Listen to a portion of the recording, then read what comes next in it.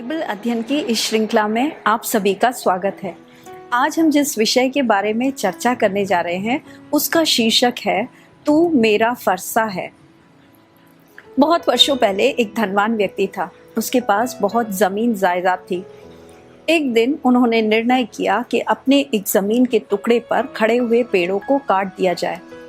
इस कार्य के लिए उन्होंने एक लकड़हारे को नियुक्त किया। वो लकड़हारा बहुत ही मेहनती और ईमानदार था।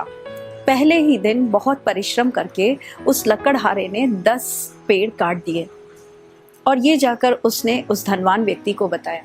धनवान व्यक्ति यह देखकर बहुत खुश हुआ, उस लकड़हारे को सराहा, उसकी प्रशंसा की। अगले दिन लकड़हारा इस बात से उत्साहित होकर उसने और अधिक मेहनत की, लेकिन दुख की बात कि उस दिन के अंत में उसने सिर्फ 7 पेड़ काटे। तीसरे दिन उसने और निश्चय किया कि मैं और अच्छी तरह काटूंगा, लेकिन तीसरे दिन वो सिर्फ 5 पेड़ को काट पाया। वो बहुत दुखी और निराश होकर धनवान के पास गया और उस व्यक्ति से कहा, मैंने बहुत मेहनत की मालिक, लेकिन आज मैं 5 ही काट पाया। यह सुनकर उस मालिक ने उससे पूछा, इन 3 दिनों के दरमियान तुमने अपनी कुल्हाड़ी को कितने बार धार किया? उसने धनवान से कहा, धार करने का तो मुझे समय ही नहीं मिला, मैं तो काटने में इतना व्यस्त था। अगर हम सबोपदेशक की पुस्तक 10 का 10 पढ़ें तो उसमें इस प्रकार लिखा गया है, यदि कुल्हाड़ा थोता है तो मनुष्य उसकी धार को पैनी ना करे तो अधिक बल लगाना पड़ता है। इस वचन का अर्थ क्या है? अगर हमारा औजार तेज धार का ना हो तो हमें अधिक परिश्रम करना पड़ता है और कभी कभी परिश्रम करने के बावजूद भी हमें उसका फल या परिणाम नहीं मिलता है। परमेश्वर भी एक रीति से हमें एक हथियार के रूप में तैयार कर रहे हैं। अगर हम यिर्मयाह की पुस्तक उसका 51 और उसका 20 पढ़ें तो उसमें इस प्रकार लिखा गया है, तू मेरा फरसा है और युद्ध के लिए हथियार ठहराया गया है। तेरे द्वारा मैं जाति जाति को तितर बितर करूंगा और तेरे ही द्वारा मैं राज्य राज्य को नाश करूंगा। इस वचन में परमेश्वर क्या कह रहे हैं? उन्होंने हमें एक हथियार के रूप में देखा है और इस हथियार का उपयोग परमेश्वर उस आत्मिक युद्ध में करना चाहते हैं। हम जानते हैं 2 साम्राज्यों के बीच में युद्ध चल रहा है, प्रकाश का साम्राज्य और अंधकार का साम्राज्य। प्रकाश का राज्य जिसका नेतृत्व परमेश्वर खुद कर रहे हैं, उसका युद्ध अंधकार के राज्य से है, जहां शैतान और उसकी सेना परमेश्वर के विरुद्ध में कार्य कर रहे हैं। और इन दोनों ही साम्राज्यों को युद्ध में अगर जीतना है तो उसके लिए एक मनुष्य की आवश्यकता है। इसका कारण क्या है? अगर हम भजन संहिता 115 उसका 16 पढ़ें तो इस प्रकार वचन में लिखा है, स्वर्ग तो यहोवा का है परंतु पृथ्वी उसने मनुष्य को दे दी है। इसका मतलब क्या होता है? पृथ्वी का वैध अधिकारी मनुष्य है। परमेश्वर ने मनुष्य को पृथ्वी का अधिकारी बनाया है। इसलिए अगर पृथ्वी पर एक कार्य होना है तो उसके लिए मनुष्य की सहमति चाहिए। और परमेश्वर और शैतान दोनों ही मनुष्य की खोज में हैं। शैतान के बारे में हम जानते हैं कि वो मनुष्य की अनुमति का इंतजार कुछ नहीं करता। वो जोर जबरदस्ती करके एक व्यक्ति के जीवन को अपने कब्जे में कर लेता है, लेकिन परमेश्वर इस रीति में कार्यरत नहीं होते हैं। वह उस बात का इंतजार करते हैं कि व्यक्ति खुद अपनी सम्मति दे। वह खुद परमेश्वर से कहे कि मैं अपने आप को आपके हाथ में समर्पित कर रहा हूँ, आप मेरा उपयोग कीजिए। ऐसे समर्पित व्यक्ति का परमेश्वर उपयोग कर सकता है। हो सकता है कि आप निर्बल हो, आपको आत्मिक युद्ध के बारे में कुछ भी ना पता हो, लेकिन एक व्यक्ति जो समर्पित करता है, परमेश्वर उसको पूरी तरह से रूपांतरित कर सकते हैं।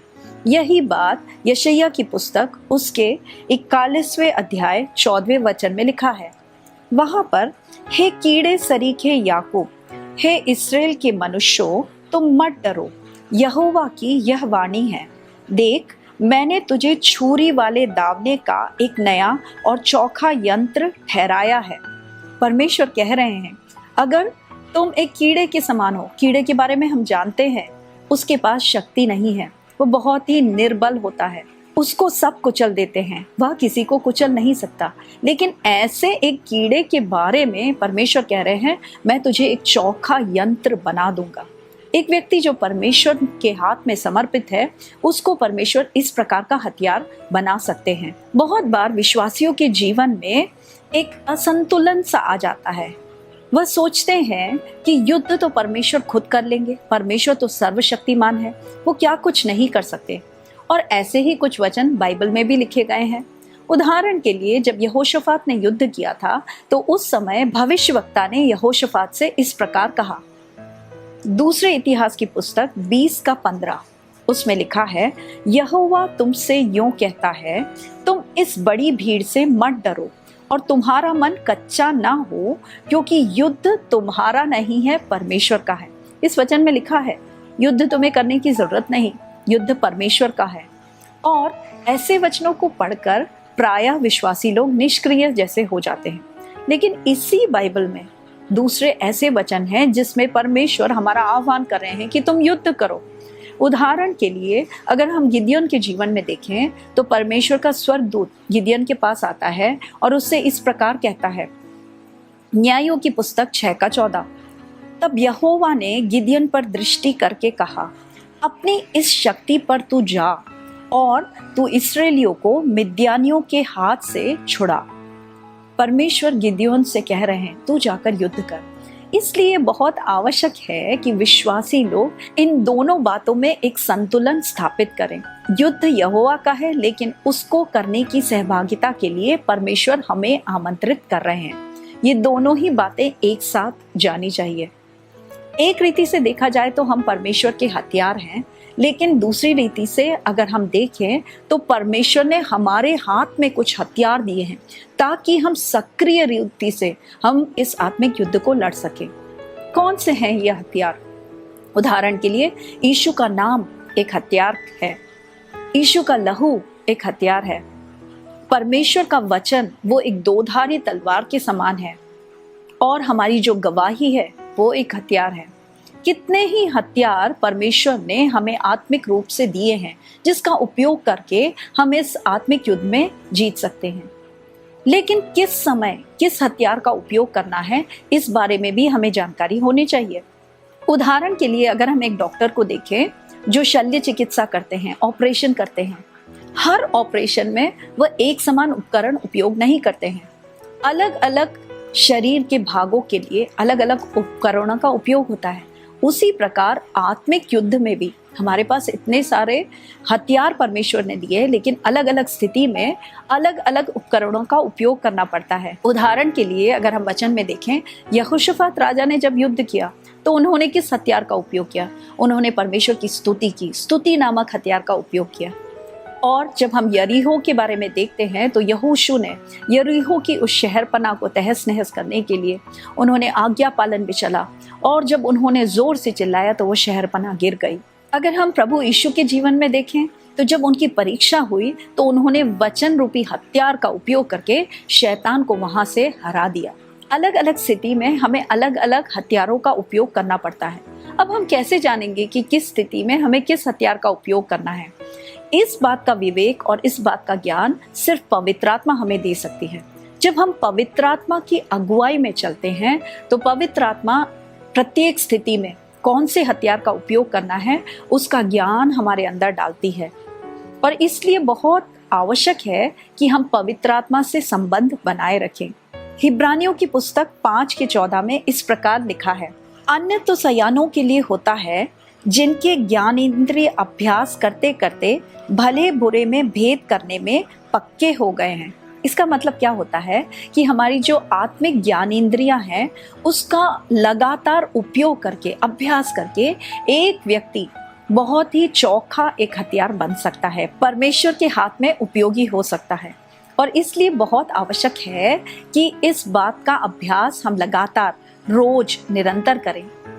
कभी कभी हम कुछ छात्रों के बारे में देखते हैं, वो जब पढ़ाई करते हैं तो सिर्फ परीक्षा के एक दिन पहले पढ़ाई करते हैं। ऐसे एक व्यक्ति का रिजल्ट क्या होगा हम सोच सकते हैं। लेकिन आप एक दूसरे छात्र के बारे में देखिए जो रोज क्रमगत रीति से अपनी पढ़ाई करे, उसका क्या होगा? वो बहुत अच्छे नंबरों से पास होगा।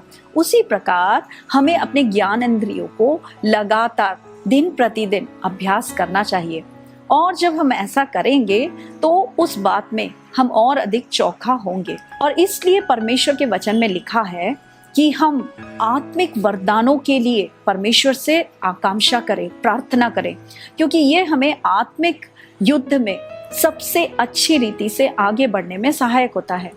अगर आप पहले कुरिन्थियों की पुस्तक उसके 14 के 1 में पढ़ेंगे तो उसमें कुछ इस प्रकार लिखा है, प्रेम के मार्ग में तू प्रयत्नशील रह, आध्यात्मिक वरदानों की निष्ठा के साथ तू अभिलाषा कर। परमेश्वर के वचन में हमें आज्ञा दी गई है कि तू आत्मिक वरदानों के लिए तू चेष्टा कर, उसकी आकांक्षा कर, उसके लिए प्रार्थना कर, क्योंकि ये आत्मिक वरदान और आत्मा की अगुवाई में हम युद्ध को जीत सकते हैं। इस बात का एक बहुत ही अच्छा वर्णन पौलुस प्रेरित अपने एक वचन में करते हैं। पहला कुरिन्थियों की पुस्तक 9 के 26 में पौलुस प्रेरित इस प्रकार लिखते हैं, मैं भी इस रीति से मुक्कों से लड़ता हूँ, परंतु उसकी नाई नहीं जो हवा पीटता हुआ लड़ता है। यहाँ पौलुस प्रेरित 2 प्रकार के युद्ध के बारे में कह रहे हैं। एक ऐसा युद्ध जिसमें आप मुक्के तो मार रहे हैं लेकिन मुक्के हवा में जा रहे हैं, उसका कोई उपयोग नहीं हो रहा है, उसका कोई परिणाम नहीं मिल रहा है। लेकिन पौलुस कहते हैं मैं इस प्रकार युद्ध कर रहा हूँ कि जो मैं मुक्का मार रहा हूँ उसके कारण एक परिणाम प्राप्त हो रहा है। ये बहुत ही आवश्यक है कि जब हम आत्मिक रीति से आत्मिक हथियारों का उपयोग करके जब हम आत्मिक युद्ध करें तो हम जो मुक्के मारे उससे एक परिणाम सामने आए। और यही परमेश्वर की इच्छा है। जब हम परमेश्वर से प्रार्थना करते हैं, परमेश्वर तेरी इच्छा जैसे स्वर्ग में हो वो पृथ्वी पर होवे, तेरा राज्य पृथ्वी पर आए, तो वह राज्य अपने आप यकायक नहीं आता। उसके लिए मनुष्य को परमेश्वर के साथ सहभागिता करनी चाहिए और वो दोनों ही एक साथ इस बात को पृथ्वी पर ला सकते हैं। इसलिए परमेश्वर हमारे विषय में कहते हैं, तू मेरा फरसा है। इसका अर्थ क्या होता है?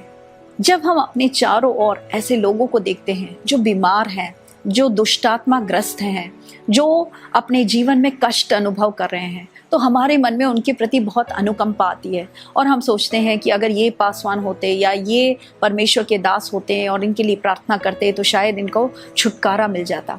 लेकिन आज परमेश्वर यह आपसे कह रहे हैं, अब दूसरों का इंतजार मत कीजिए। अगर परमेश्वर ने आपको उस स्थिति में रखा है तो आप हैं परमेश्वर के फरसा, या आप हैं परमेश्वर का उत्तर उस स्थिति में।